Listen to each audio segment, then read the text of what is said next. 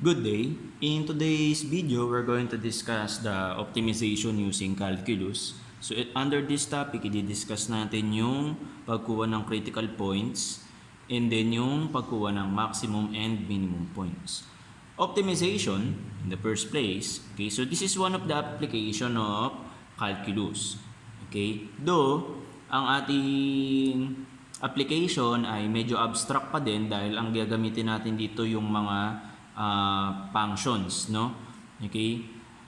Now, let's look at these following examples. Number 1, f of x is equal to x cubed minus 9x squared plus 15x minus 20 under the interval of negative 1 and 1. Ang ibig sabihin nito, okay, so itong graph natin na to ay mag-i-exist lang dito sa interval na to. So parang ang sinasabi natin dito, okay, so meron lang tayong portion na gustong makita. Maaari mong isipin, no? Bakit kailangan na naka-interval?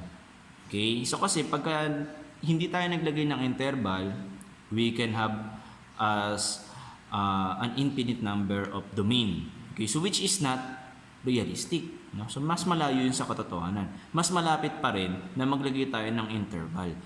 Okay? So now, for the second example, okay, so f of x is equal to 3x squared minus 5x under the interval of negative 5 and 5. So now, let us look at the given problem, number 1. Okay, so under this problem, the first thing that we're going to do is to find first the derivative. So that is our step 1. Kung gusto natin makuha yung critical points. Okay, so kailangan hanapin muna natin si derivative. Okay, so this is a very easy derivative expression, no? Magsasum rule lang tayo. Okay, so pakita na rin natin kung anong gagawin natin dito. So d over dx of x cubed minus 9x squared plus 15x minus 20. And then, nagsum rule lang po tayo dito. Okay, so ibig sabihin, i-derivative natin bawat term. Okay, so derivative ni, so sulat na rin natin yan. X cubed plus derivative. Okay, so 9x squared plus derivative d over dx of 15x minus d over dx of 20.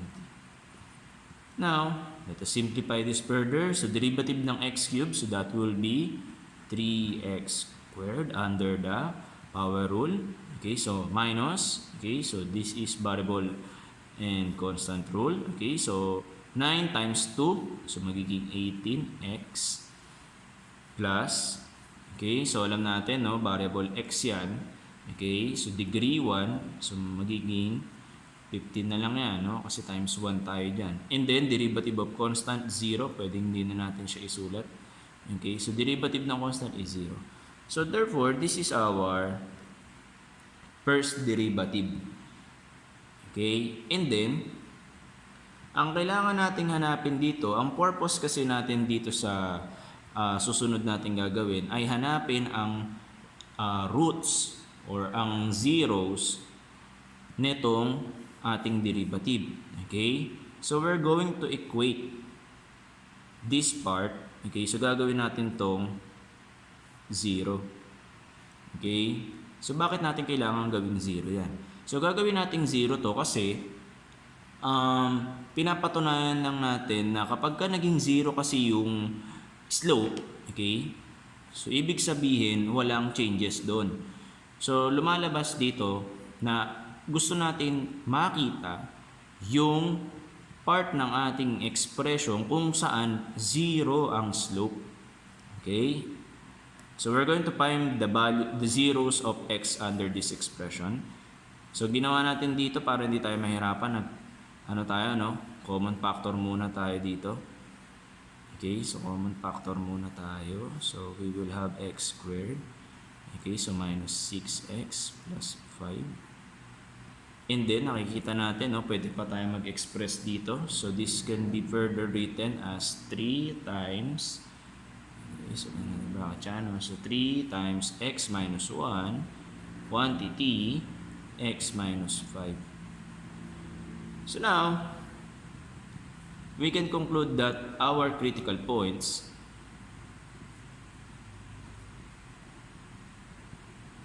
are the following. So, x is equal to 1 and 5. So, saan natin nakuha si 1 and 5? Nakuha natin yan dito. Ayan, no? Okay, so itong ano natin na to, itong part na to, no? I-equate natin to sa 0. Okay, so this will become x minus 1 equals 0. That's why, ita-transfer natin si negative 1 dito, makukuha natin si positive 1. Okay, so again, no, x minus 1 equals 0. So same with this one, no? So x minus 5 equals 0. And then pagka sinolve natin yan, no, transfer natin to dito, magiging 1. And then ito magiging 5. So that's why nakuha natin yung critical points natin na 1 and 5. Now let's proceed with the max and min.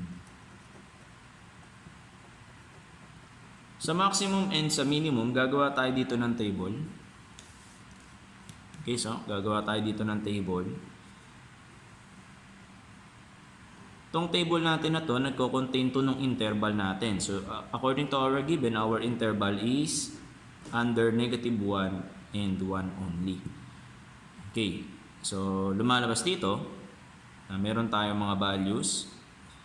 So, hatiin natin siya sa dalawang row. So, the x row and the f of x row.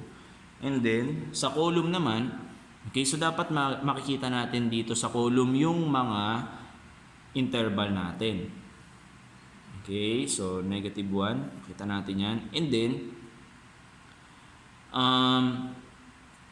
yung nakuha natin critical points, isasama din natin siya. Okay, nakuha natin critical points 1 and 5. However, no, napansin natin tong 5, yung 5 ay sobra doon sa interval. At dahil sobra sa interval yung 5, hindi natin isusulat yung 5. Ang isusulat lang natin dyan yung 1. Okay? So it just happen lang din na yung 1 is the same number as the endpoints of our interval, which is okay lang din naman. Ngayon, let us compute for the function of x. Okay, so lagyan natin si f, negative 1.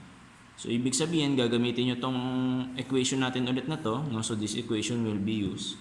Okay, so, that is 3 minus 1. Okay, so, again, no, ito yung computation nitong maximum and minimum. So, lagyan lang natin siya ng division konti. Okay, so, squared minus 18, negative 1, plus 15. Okay, so, simplify it further. Okay, so makuha natin dito is negative 45. Sulat natin yan. Negative 45. And then, let's look at this one. Okay, so positive 1 naman. Kung ano yung nakalagay dito, yun lang naman yung kukumpute natin eh. So 1 squared minus 18, 1 plus 15. So this will be equal to negative 13. Nagsisimplify lang naman tayo dito. So ngayon, titignan mo dito kung ano yung mas mataas na value. So it just happen lang, no, na medyo compare dito sa dalawa, mas mataas to. So therefore, this is our maximum value under positive 1 and this is our minimum value under negative 1. Ngayon, so para mas makita natin ng mas maigi, no, ano nga ba yung nangyari dyan, I will show you a graph nitong ating expression. Okay, so dito pa din tayo, no? So under this, magawa tayo ng Cartesian coordinate plane. Interval natin is negative 1 and then hanggang 1 lang. Okay, so since na ito ay isang cubic, so we already have an idea na ito ay medyo may pagka-serpent type, no, na graph. And hindi naman din mahirap makita na isa sa mga intersection nitong expression natin, itong function natin is the negative 20, no? Bakit po? No? Kasi pag ginawa mong 0 lahat ng value ng x, therefore negative 20. Ano mo yan? Intersection mo yan. Okay? So ngayon, sabi natin maximum value is 1, negative 13. So let's use negative 13 here. So dahil yan ay max, no? So lumalabas na may point din dito. So that is the max point. And then, according to our computation, no, along the way, meron ditong negative 45 na katapat dito sa negative 1, which is our minimum point. Okay? So kapag ginrap mo yan, so this is a simple representation. Okay, so parang ganyan. So obvious naman, no, sa graph naman natin talaga. Okay, so this is our maximum value and this is our minimum value. Kitang-kita naman din, no, na kahit dito sa graph natin, ito talaga yung maximum and minimum. Okay? Now let's proceed with our second example. So under the second example, so we have this given f of x is equal to 3x squared minus 5 under the interval of negative 5 and 5. Again, ang una natin hahanapin dito, critical points.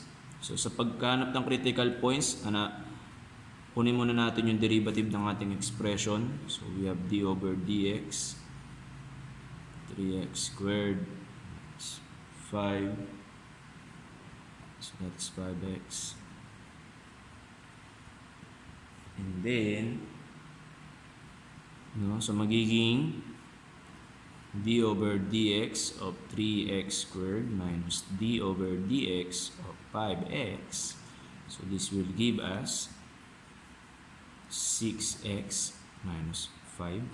So f prime x. So ngayon, para makita natin yung critical points, again, equate natin to sa 0. And then we will have 6x minus 5. We're going to look for the value of x in our expression. So, ito transfer natin tong negative 5 dito sa kabila. Okay, so magiging 5 is equal to 6x. And we're going to divide both sides by 6. So, therefore, the value of x is equal to 5 over 6. So, sulat natin yung critical points. X equals 5 over 6. Ngayon, we're going to compute for the maximum and the minimum value.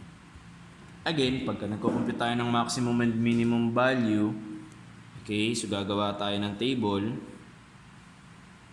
So under this table, meron tayong dalawang row. The first row is for the value of x and then the second row is for the function of x. Yung column natin nakadepende sa critical points tsaka sa ating interval. Okay, so interval natin dito is negative 5, 5. So, lagay na natin si negative 5 dito. And then, critical points natin. Okay, so 5 over 6. And then, interval natin 5. So, ngayon, let us compute first for the f of negative 5. So, f of negative 5 is 3 times negative 5 squared minus 5 negative 5. So, this is equal to 100. Solve natin yan. Then, f of 5 over 6. So, f of 5 over 6. So, 3 times 5 over 6 squared minus 5 times 5 over 6. So, you can use a calculator here. Okay? And we can use an approximate value of negative 2.91. And then, let's compute for the f of 5. Then sa f of 5, lagyan natin ito dito. And then, 5. So, we will have here 50. 50. Okay, so as you can see, this is our maximum value. And this is our minimum value. Okay? So, if we are going to sketch this one, okay, so pwede naman din, madali lang din naman siya dahil parabolic lang naman yan. Okay, so sabi natin dito, okay, so meron tayong mga interval, no? So, 5 over 6. Okay, so may 5 over 6 tayo. So suppose that this is 5 over 6 natin. And then under 5 over 6, so we will have here negative 2.91. Okay, so this will be our lowest point. And then, sabi natin, no, under this interval may negative 5 tayo. And along this way, no, nakakuha tayo ng 100.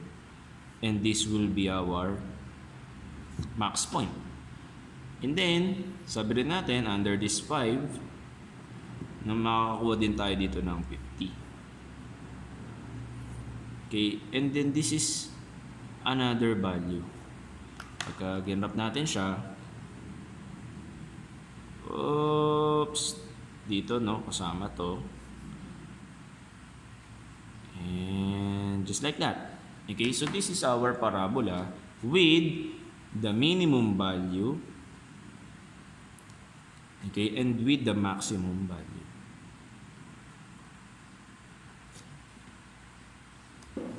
Okay, and that's all. Thank you.